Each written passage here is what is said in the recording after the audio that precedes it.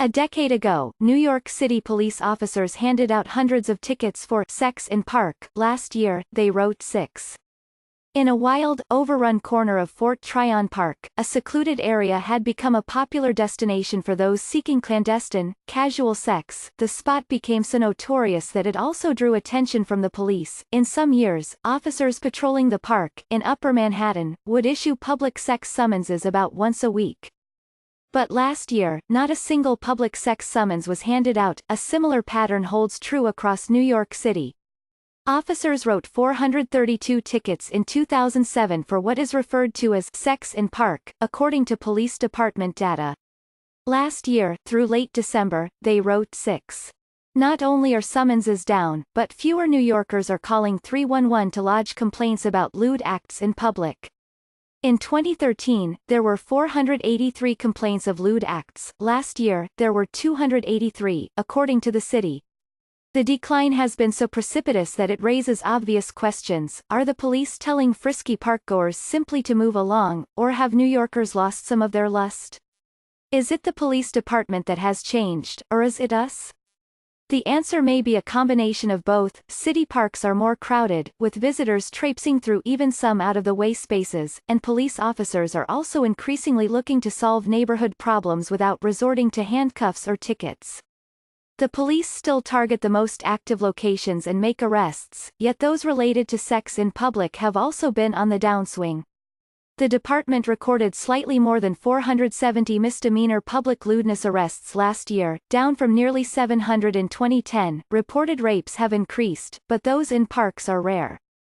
Phil Walczak, the police department's top spokesman, cited a number of factors to explain the decline, including better coordination with the Parks Department, new policing philosophies and the decline in complaints, which he said was probably driven by fewer overall occurrences. The 5 areas with the most sex in park tickets handed out over the last 10 years were Inwood and Washington Heights, Central Park, Morningside Heights, Central Queens around Forest Park, and an area of Flushing that contains Cassena Park and other parks. The areas with 0 park sex tickets recorded over 10 years were some with little to no park space to speak of: Midtown Manhattan, Jackson Heights in Queens, Canarsie in Brooklyn, and others like the Central Bronx neighborhoods of East Tremont and Belmont, where there are parks but, apparently, no sex seen by officers. The act, considered a violation of park rules that currently carries a $100 fine, has to be witnessed by an officer for any action to be taken. You walk through the park and see a guy leaning against a tree. What crime is being committed there? Said Officer Brian Polster, whose assignment includes Fort Tryon Park. Just to be meeting someone in the park is not a crime. And I think that's why the complaints are non-existent. His precinct once topped all others for criminal tickets for park sex, with 81 tickets in 2007.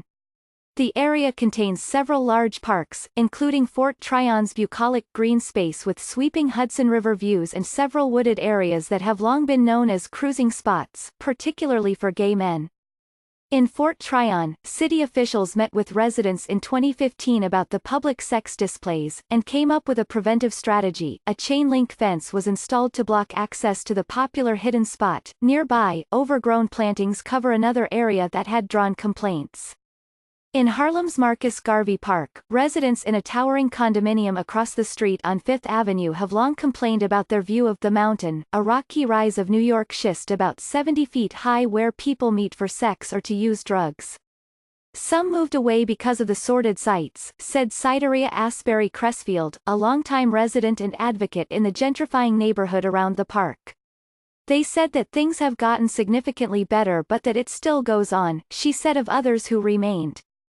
A 9-year resident of the building, known as Fifth on the Park, said as recently as last year he had seen displays of public sex across the street from his 13th floor window. A police spokesman said that a complaint about sex in Marcus Garvey Park in 2018 did result in several arrests. But the trend is toward fewer illicit incidents, possibly aided by ongoing construction at the top of the mountain. It's not the hub of sexual activity that it once was, said Connie Lee, the president of Marcus Garvey Park Alliance. Other former hot spots have also seen less activity. For decades, a secluded wooded area of Central Park known as the Ramble, and another one in Prospect Park referred to as the Vale of Kashmir, were prime spots for cruising. Clashes between birders and cruisers in the Ramble were frequent over decades, and, in 2012, had severe consequences.